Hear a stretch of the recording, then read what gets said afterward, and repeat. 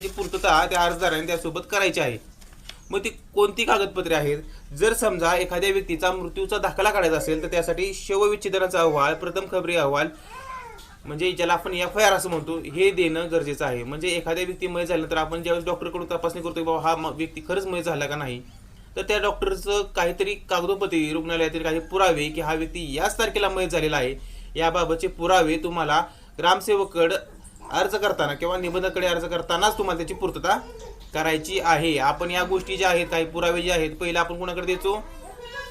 तहसीलदारांकडे द्यायचो, कारण तिथं ती सगळी प्रोसिजर चालायची। आता इथं आपल्याकडे फक्त अनुपलब्धता प्रमाणपत्र घ्यायचे, तरी देखील ह्या गोष्टी आपल्याला इथंच द्यायच्या। जन्माचा दाखला काढायचा असेल तर जन्म घरी झाला असल्यास अंगणवाडी सेविका तसेच कर्मचाऱ्यांचे प्रतिज्ञापत्र आपल्याला घ्यायचे।